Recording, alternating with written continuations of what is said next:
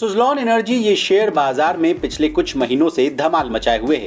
कुछ समय पहले तक इस शेयर की गिनती पेनी स्टॉक्स के रूप में होती थी, लेकिन अब ये शेयर निवेशकों की मोटी कमाई करवा रहा है। आज फिर से सुज़लॉन एनर्जी में अपर सर्किट लग गया।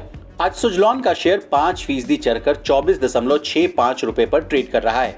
अब इस तेजी के कई कारण हैं, एक एक करके इन कारणों को समझने की कोशिश करते हैं। असल में सुज़लॉन को लगातार बड़े ऑर्डर्स मिल रहे हैं। हाल ही में सुज़लॉन एनर्जी लिमिटेड को O2 पावर प्राइवेट लिमिटेड के एक हिस्से tech green power XI private limited से एक बड़ा ऑर्डर मिला है। इसमें हाइब्रिड लैटिस ट्यूबुलर टावर के साथ 64 पवन टरबाइन जनरेटर की स्थापना शामिल है। इसमें प्रत्येक की रेटेड क्षमता 3.15 मेगावाट है। जैसे ही ये खबर आई, सुज़लॉन के शेयर में तूफानी तेजी आ गई।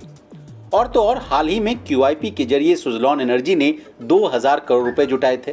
इस रकम का इस्तेमाल कंपनी कर्ज कम करने और आम कॉर्पोरेट खर्चों को पूरा करने के लिए करेगी। अब सुज़लॉन के शेयर की इस तेजी पर ब्रोकरेज हाउस का क्या कहना है, ये जान लीजिए। JM फाइनेंशियल्स के मुताबिक सुज़लॉन का शेयर 30 रुपए तक जा सकता है।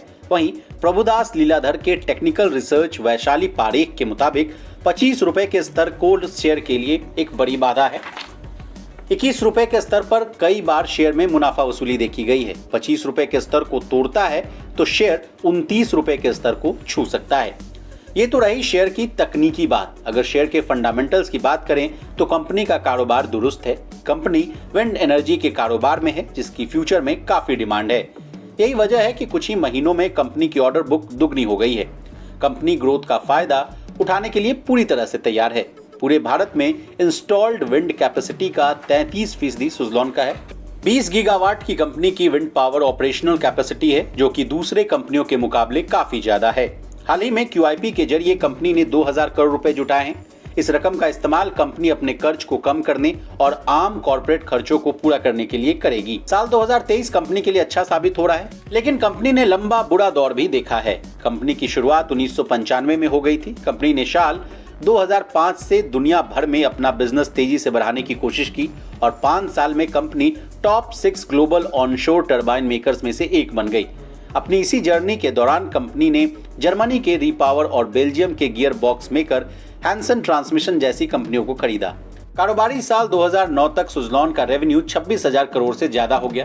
कंपनी को 1,600 करोड़ का नेट प्रॉफिट भी हुआ था। सब कुछ ठीक चल रहा था, लेकिन कुछ समय बाद US विंड फर्म्स में सुज़लॉन की मशीनों के कुछ ब्लेड्स टूट गए थे और ग्लोबली इसका मार्केट भी क्रैश हो गया था।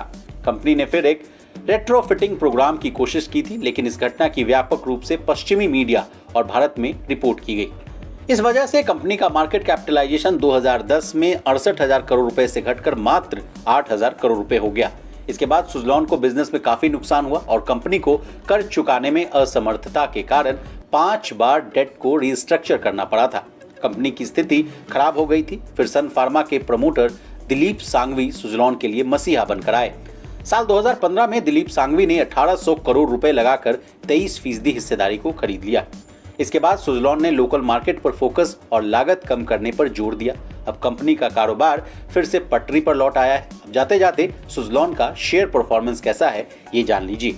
1 महीने में शेयर ने 30% का रिटर्न दिया है। 6 महीने में सुज़लॉन ने 200% का रिटर्न दिया है। वहीं 1 साल में इसने निवेशकों को 233% का रिटर्न दिया है। खैर, ये रिपोर्ट हमने आपकी जानकारी के लिए तैयार की है। अगर आपको किसी शेयर में खरीदारी करनी है तो अपने निवेश सलाहकार की राय जरूर लें।